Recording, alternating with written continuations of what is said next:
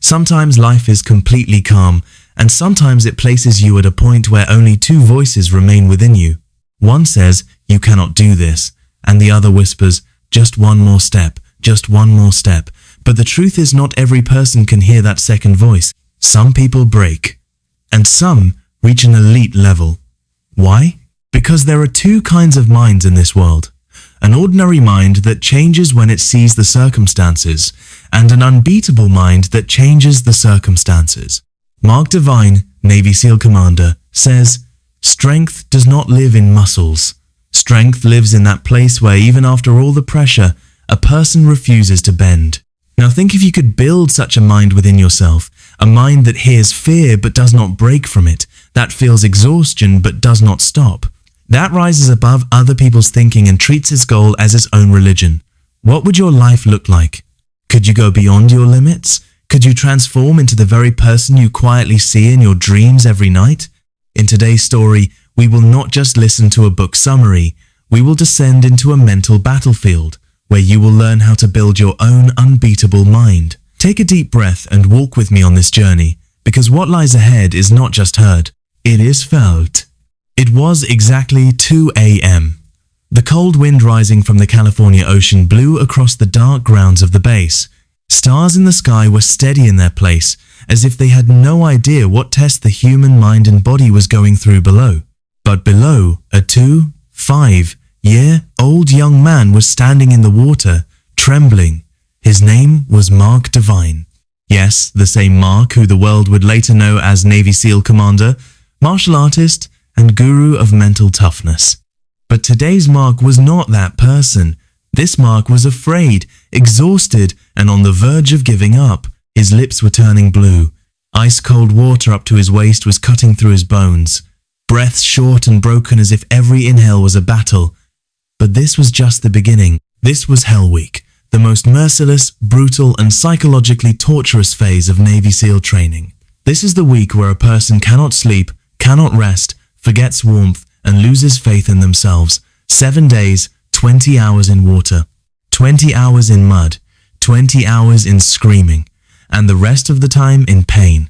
They call it Hell Week because here a person dies, not just physically but mentally too. That night, their team received the order, go into the freezing water and stand there until we say so. No one asked a question, no one could, just orders and blind obedience. Mark stepped into the water. The moment he took his first step, his body went into shock. The water was so cold that going in felt like someone had sliced through his bones with a knife. Pain shot through his ribs, his heart raced, and his mind was screaming one sentence, get out, you will die." The instructor was standing nearby, hardness on the face, cruelty in the voice. He shouted, "If you want to quit, just raise your hand, just one signal and your suffering ends." But this was the real trap. Here the body does not lose, the mind loses. Mark was breaking from within. Two voices were fighting in his mind. First voice, "Are you crazy? Why are you standing here? Let it go. Come out and wear warm clothes. No one will blame you." Second voice, soft, dim, coming from somewhere deep. "If you come out now, you will regret it for life. Your story will end right here. Is this what you want?" Mark could not understand which voice was right, but somewhere deep within him a faint light awakened, and that light showed him a path. He knew his body would give up within a few minutes, so he made one last effort. He closed his eyes and withdrew his attention from the outer world, descending into the inner world. Now he was not seeing himself standing in water. He was seeing a calm, beautiful sea, the soft, warm light of the sun, a vast, peaceful blue sky, the sound of waves, a light breeze, and a deep whisper, "You are not paying attention to the cold. You are giving commands to your mind."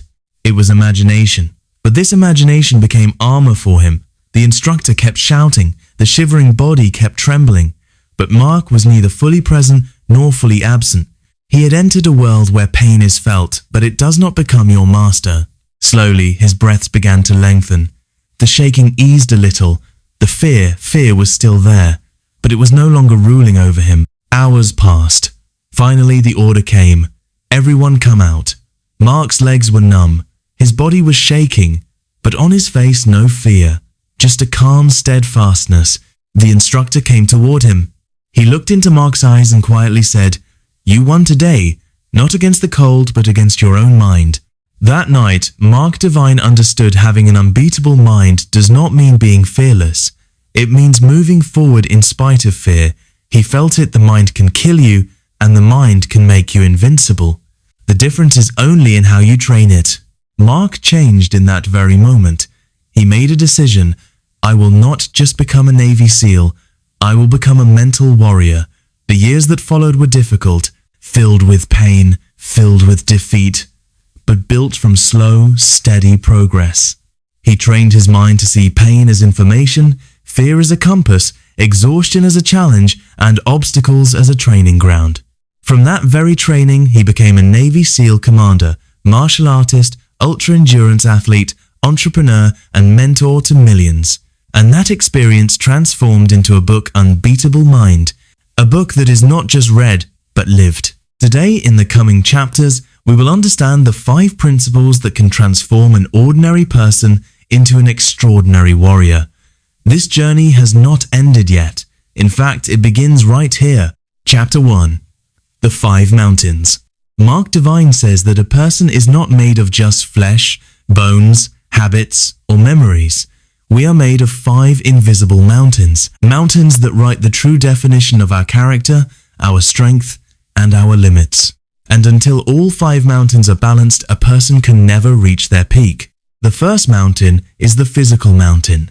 Many people think this is only about muscles, but Mark explains that the body is the temple of your inner energy. When the body is weak, the mind makes equally weak decisions. When your breaths are not deep, when your movement is lethargic, when you spend the early morning hours sleeping slowly, your mind also starts accepting defeat. The physical mountain reminds us that our body is the first soldier of our intentions. If it is tired, the battle is lost before it even begins. The second mountain is the mental mountain. This is where your mind decides when difficulty comes. Do I fight or break? Mental focus is not a gift, it is a practice. Mark says that a scattered, disorganized mind can never complete a long-term mission. The person who changes direction every 5 minutes, treats every difficulty as victimhood, and sees every challenge as life's punishment, they become a prisoner of their own mind. The mental mountain teaches you that attention is chosen, and losing attention is simply a habit. The third mountain is the emotional mountain. How do our emotions behave when pressure comes? Do we panic immediately?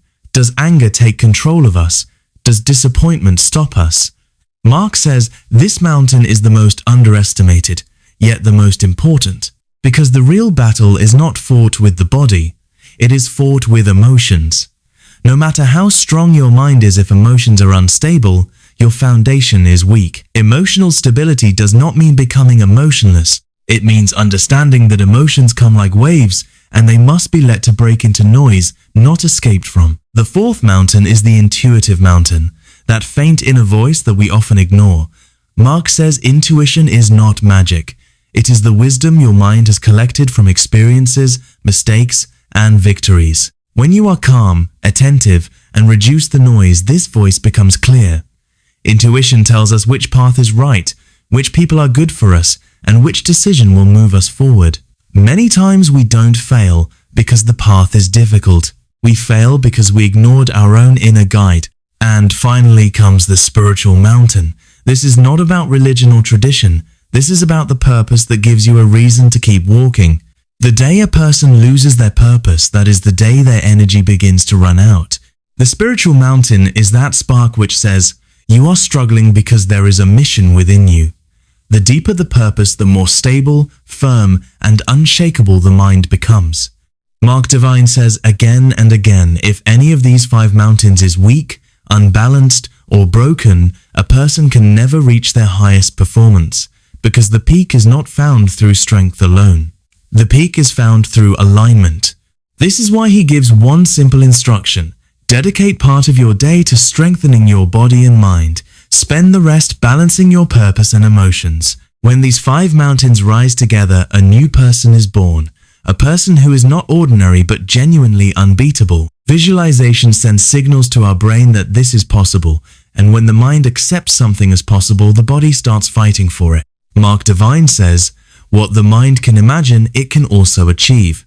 And there is no magic in this, only neuroscience. Our brain understands very little difference between imagination and reality. If you imagine winning, the same neural pathways activate in the brain that activate during actual winning. Just as athletes repeatedly visualize their victory moments, SEALs visualize their survival. But visualization is not just for dangerous missions, it is equally powerful in ordinary life. If you start the day in confusion, the mind scatters. But if you close your eyes for just 5 minutes and visualize your best version, your mind grabs a clear path. Your subconscious begins to believe, this is me, this is my capacity, this is who I am becoming. And then throughout the day, your body works in that direction. Mark says, changing tomorrow does not start from today.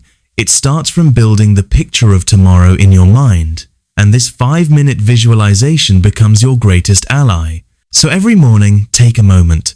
Imagine your strongest, clearest, most disciplined version. See it, feel it, and one day you will find you have already become that version. Chapter 4. Emotional control. Within all of us lives a storm. Fear, anger, restlessness, guilt, disappointment. All of these are emotions that rise suddenly like waves. Mark Divine says that the real meaning of becoming a Navy SEAL is not building bulletproof muscles, but building bulletproof emotions. Because on the battlefield, the enemy is not outside. The most dangerous enemy stands within. Mark explains that most people fight their fear. They suppress it or run from it. But the more you run from fear, the bigger it becomes. Like a shadow standing in the dark, the more you look away, the more frightening it appears. But the moment you look carefully at that shadow, you realize it was just your own reflection. Emotional control does not mean ending emotions. It means learning the skill of seeing them, understanding them, and moving beyond them. Mark says, fear is not the enemy. Running from it is. He understood this during the nights of Hell Week, when cold, exhaustion, and sleep deprivation were mentally breaking him. But the biggest battle was inside. Will I be able to do this? Will I break? Is this where my limit ends? One night, lying on wet sand at midnight, while instructors were relentlessly trying to shatter focus, Mark realized, I am not tired. I am afraid. This is not exhaustion. This is panic. And panic gets stronger when suppressed. He closed his eyes and for the first time looked clearly at his emotion without judging it, without ignoring it, just observing it. He says, in that very moment, my fear seemed a little smaller because I was not chasing it. Emotions are like waves. They rise, they break, and they calm back down. If you fight the wave, it knocks you into the water. But if you let it go, it passes on its own. Mark teaches trainees, when a negative thought comes, don't try to stop it. Just say, I see you, and then one more sentence, but I lead now. This small ritual signals your mind that you are in the driver's seat, not the emotions. Chapter 5. The Warrior Spirit. A true warrior does not find their strength in muscles. They build their identity in their mind. That identity starts with one question. Who am I when no one is watching? Warrior spirit means choosing meaning over comfort every single day. Not shortcuts. No excuses. Mark says becoming a warrior does not happen in one heroic moment. It happens through small daily victories. Waking up 1 minute earlier. One extra push-up. Making that difficult call. Accepting a tough truth. Staying true to an honest decision. A warrior is not the one who wins every battle. A warrior is the one who never stops showing up. Pain is a teacher. Fear is a compass. Discipline is your truest friend. You don't need to be perfect to be unbeatable. You just need to be consistent. Subscribe to One Book.